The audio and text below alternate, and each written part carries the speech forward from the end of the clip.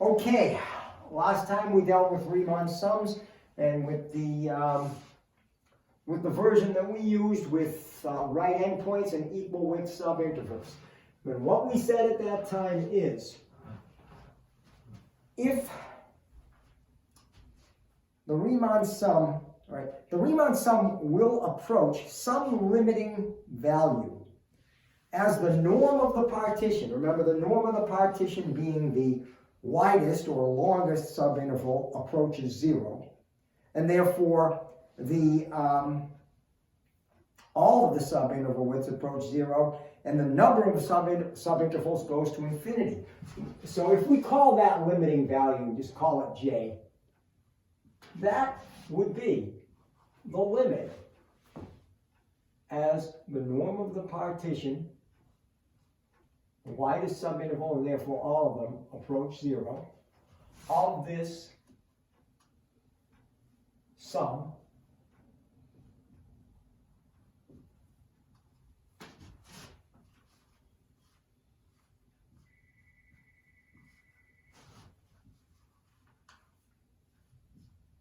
as Riemann wrote it.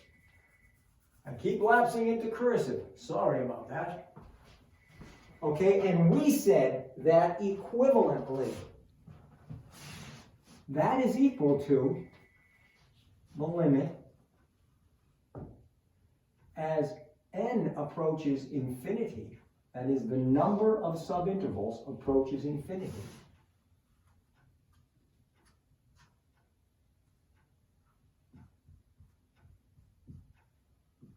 of our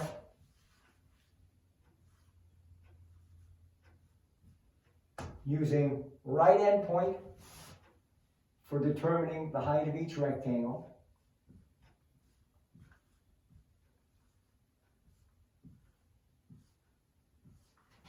times the width of each subinterval. In both cases, this is a height, this is a width. A height, a width. C sub k is the x value at which we are determining the height, finding f of c sub k. This is the x value at which we are determining the height of our rectangle. This is the width. This is the width. Now, Leibniz introduced a notation that retains the idea of a sum of products, what we see as the definite integral today. Note, this is essentially an elongated S. It takes the place of sigma notation.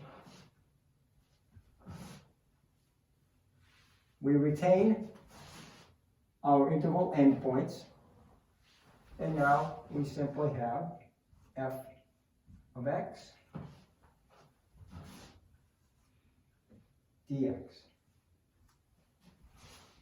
F of x corresponds to f of here, f of c sub k here. Dx is corresponding to the b minus a over n, or the delta x sub k. The definite integral from a to b of f of x dx, or sometimes read the definite integral from a to b of f of x with respect to x. But again, it retains that idea of a sum of products, height times width, yielding what we call the definite integral. And again, if the function is non-negative throughout the interval, this will be equivalent to the area under the curve above the x-axis, but only in that case. Now, this is called the integral sign. A is the lower limit of integration, B is the upper limit of integration. The function is called the integrand, just as under a radical sign, the function or expression is called the radicand. This, under the integral sign, is the integrand. X is the variable of integration. just as in d dx, x is the variable of differentiation. That is the definite integral. And the definite integral demonstrates several properties that we should be familiar with. And so let's take a look at those properties.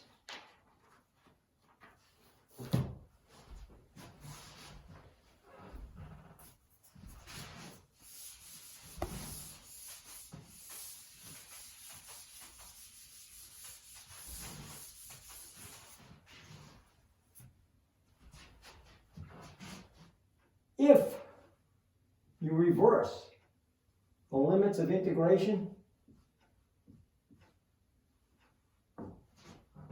you have the negative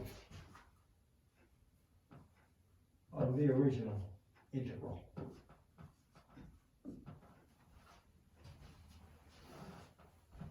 This one is simply what we call the zero width integral. The integral from a to a equals 0. Again, if you think in terms of areas, if you have no width, you have no area.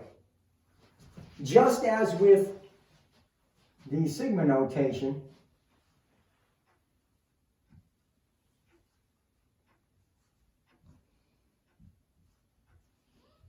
we have a constant multiple rule wherein we can pull out a constant multiple.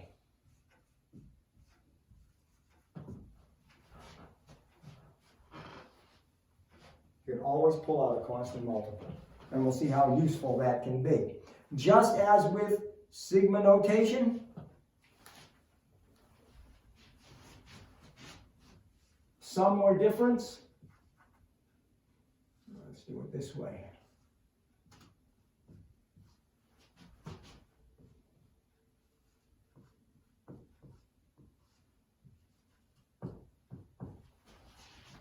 Equals the sum or difference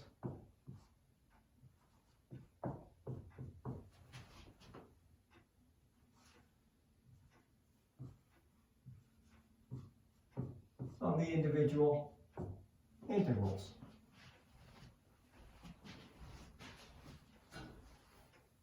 There is an additivity as well. That is the integral from a to b plus the integral from b to c is equal to the integral from a to c.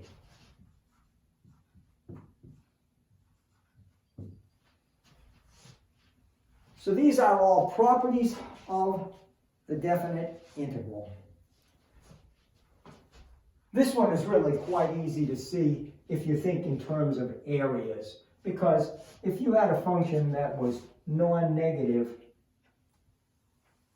and here we have a and b and c, clearly this area plus this area would equal the area from a to c. But it doesn't have to be areas. Please remember that. It happens to be a total area if the function is non-negative. I know I've repeated that several times, but you've got to remember that. If this function goes negative, just taking the definite integral over the entire interval will not give you the total area above the x-axis. You could even come up with a 0 or negative definite integral, and that clearly would not be the area. Okay, so one other thing, I keep using x here, that's standard, but it's a dummy variable. It doesn't matter what variable you use, f of t or s of t or g of s or whatever would not make a difference. It is the same interval, regardless of what variable you use.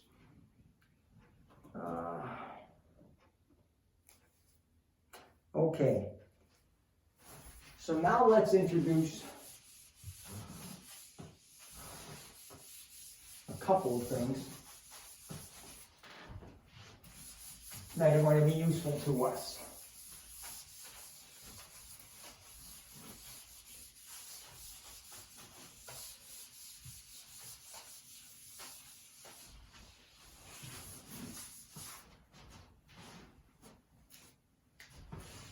All right, first, the evaluation theorem, which we'll cover in a little more detail later on. But the evaluation theorem is the fundamental theorem of calculus, part 2. How do we evaluate a definite integral? Well, you may remember that when we did indefinite integrals, we said that the indefinite integral of the general antiderivative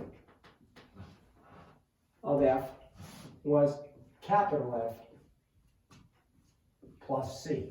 And this represented a family of functions. Okay? But in any event, the indefinite integral of small f is capital F, which means that the derivative of capital F is small f. Okay? Now, with the definite integral, keep this in mind. Remember, the indefinite integral, a family of functions. The definite integral, a number. Here's how we arrive at that number.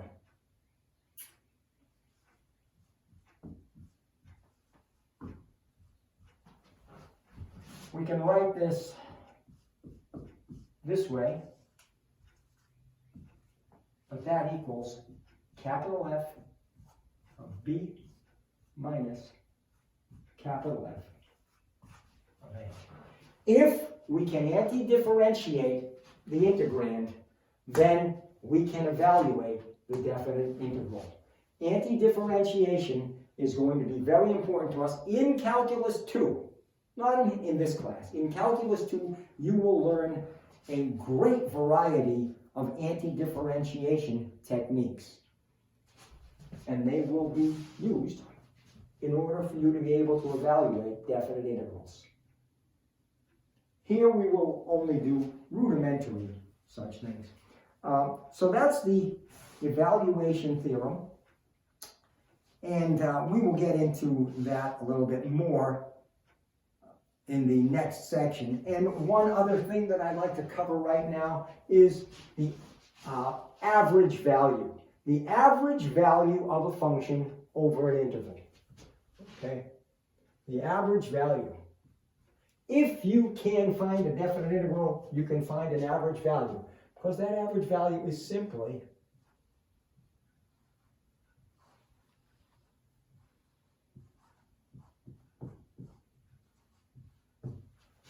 okay?